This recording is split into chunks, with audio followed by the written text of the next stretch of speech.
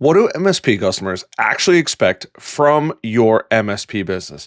In today's video, we're breaking down what they actually want from you, what they're expecting from you, and more importantly, how to communicate the value that we provide to our customers to make sure that we are always delivering to their expectations and more to come on that. How are you doing? My name is Harrison Barron from growth-generators.com. We help MSPs grow by teaching people just like yourself how to sell their MSP services for more money and how to generate an unlimited number of leads into their business. If you'd like to learn more, head over to growth-generators.com. We have a ton of stuff on our website. We have our programs, the MSP Heroes, which is great for anybody in the MSP space, or if you're just starting out, the Launchpad. Also over at our resources page, I already preloaded it here, but you can go to the resources page and grab tons and tons of free resources. Spoiler, if you are watching this video, you should absolutely go through. There are tons of resources in here, but specifically an onboarding checklist, which is going to pair nicely with this video because usually most MSPs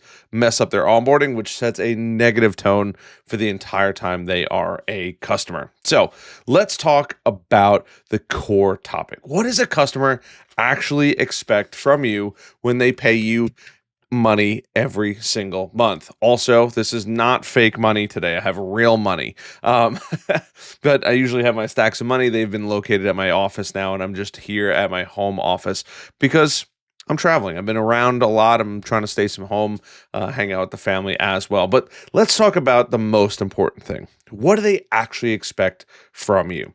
And most importantly, they want somebody reliable. Now, you're probably thinking, well, Harrison, we do proactive stuff. Yes, I get that. But in all reality, the customer wants one thing. They want you to pick up the phone when they call. They want you to be reliable. They didn't hire your MSP because they were already happy with who they've had or other people that they've had in the past. In many cases, they are typically unhappy with the people that they've had in the past, which is why they are interested in doing business with you. But they want reliability. Now, reliability comes in a variety of different things. It's not just picking up and answering the phone. It is part of uptime. How often do you have them actually up and running? Also, response times. Yes, when they call in, when they submit a ticket, when they write an email in. Those are super important. And last but not least, trust. They want to trust somebody. So many times I've heard it from so many customers that they are, they're dealing with their current provider because I've heard it through you guys. I've attended events with some people watching these videos, right? But I've been there and I've heard those customers' complaints. I've been in those shoes before, people complaining about their customers. They don't answer the phone. I'm always going down. I feel like I'm putting in a request, I'm never getting somebody to call me back. This is annoying. And the last thing you want is a customer to hope that you're going to answer the phone.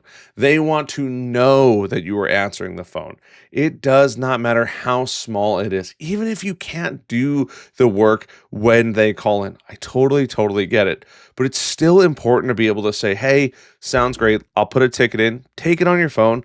All of the major PSA tools have an app, put it in your phone, and you're good to go. But that's the most important thing. It's reliability. Now, there's a bunch of other areas that are super important as well that come into play. But theoretically, I shouldn't say theoretically, but that customer is paying for somebody to be reliable.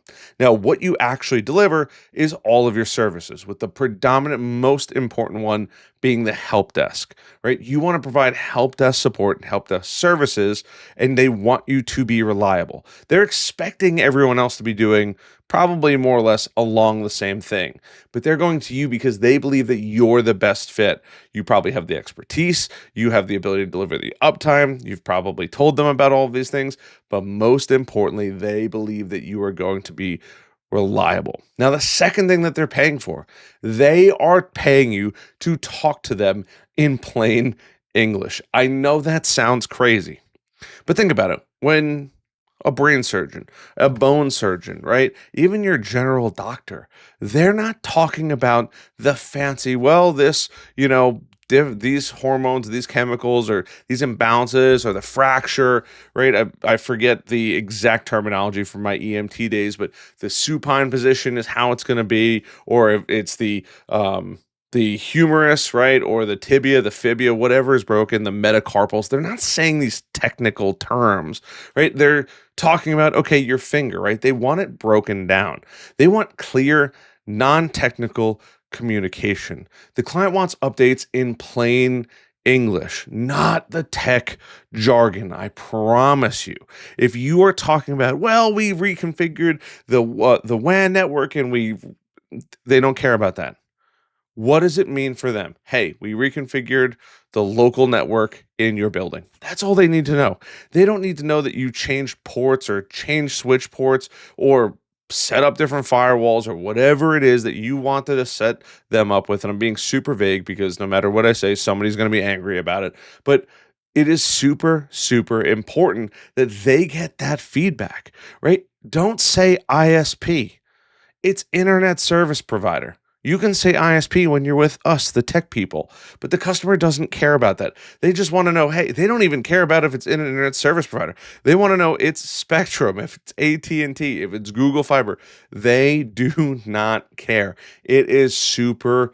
They want it the simplest, easiest way for them to consume that it makes sense for them. We want to educate them and we want to talk to them in a simple, plain language, not overwhelm them with all of the fancy tech jargon that we can include, right? We could talk about raids and we could talk about servers and virtual servers and VMs. Like there's so much that we could do. They do not care about it. Now, the next thing they want some kind of strategic guidance. They do not want you to just be the fix-it guy. They want a business partner. Hopefully, you've been subscribed to this channel long enough. And if you haven't, like button, subscribe button, notification bell. But hopefully, you have gotten to the point where you are positioning your MSP as a business partner for their business. They want it to feel like a partnership. If it doesn't feel like a partnership, they don't particularly care because now you're just the IT guy or the guy they call when something breaks. They want guidance. The clients expect you to align their business goals with the technology that you can provide. This should increase the productivity, the security, and the scalability of their business, but it's also going to increase the scalability, productivity, and security of your business. Maybe not the security part, but that is some of the most important things. They want somebody who feels like a partner. Teach them about AI. There's so much. You can educate them on different ways that AI can help have an impact on their business. Now, another thing that they're actually paying you for, they are paying you to be an expert. Part of that expertise is being able to have some kind of an idea of a predictable cost. Yes, they're going to be paying you monthly recurring revenue, right? That is probably why we started the business and for our clients to pay us lots of these $100 bills, right? But we need to go one step further than that. We need to be transparent about what's going on. You do not want surprises. Now, every once in a while, look, a surprise happens. It happens in every single business. But the last thing that you want is surprises everywhere. You should be able to go through, clearly explain what the future of the business looks like, what the financial plan should be for the business when it comes to technology, and hopefully you're doing some kind of either quarterly business review or annual business review. So there's never this like surprise that things are happening. It is a methodically planned transition for the business so that way they can go on all of your hardware and maybe even some of your software hosting, and they have a one person to call and they know the price for the foreseeable future. They also want somebody that is going to be proactively problem solving for them, not waiting for these problems to arise. They want to be able to see what the future costs are going to be, and that also comes with problem solving. You are going to run into issues across the board. Server dies, firewall dies. I had one, the fire sprinkler system had just a little pinhole. It soaked everything, crushed all of it, right? There are things that happen. Some things you can't predict, but other things you can predict. And in this case, this was something that we absolutely positively could not have predicted, that a little pinhole leak was going to happen in the fire line, and it just hit the technology. The technology being in there is a whole nother story for another day.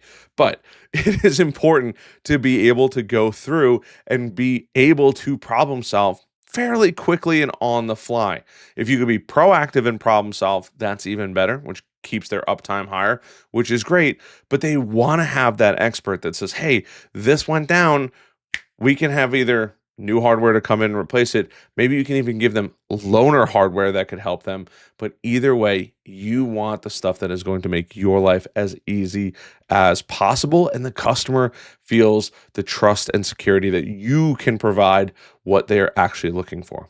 And last but not least, and these go hand in hand, it is security, peace of mind, and the relationship that you are building. That customer is paying you more than likely for some level of security. In many cases, it might be even more than that if you're dealing with regulated industries such as HIPAA, right, or CMMC, but they also want that peace of mind. They are paying you their money to make sure that they can go to bed every night, wake up and say, oh, my business is running the way it's supposed to be running, right? If there's things that happen operationally in there, that's probably not for you, but they should be able to have everybody come in the office or everybody go to the warehouse or however they operate and be able to log in and access and do the work that they need to do in order to keep that company growing. So part of it is security, being able to make sure that they have that peace of mind. Part of that is providing that peace of mind. And last but not least, part of that is building that relationship with the customer, that every single month you are working more and more and more to not only meet their expectations, but keep reinforcing that you are the right choice to provide them peace of mind. That is the most important area. People buy from people. People buy from people they know, people they like, and people they trust. And if you knock this entire video out, I can't guarantee, but I can get pretty darn close to guaranteeing that your clients are going to become raving fans about what you do. They're never going to give you a hard time about paying their bill. But last but not least, they will then be able to give you referrals confidently. I hope you guys found some value in this video. If you did, hit that like button, subscribe button, notification bell. I am pretty much done traveling, so videos will go back to 4, hopefully 5 videos per week. I apologize. I've been running around like a chicken without a head the last couple weeks, but I am just about done. I have one more trip for a wedding, and other than that, love the heck out of you guys, and I'll see you guys on the next one.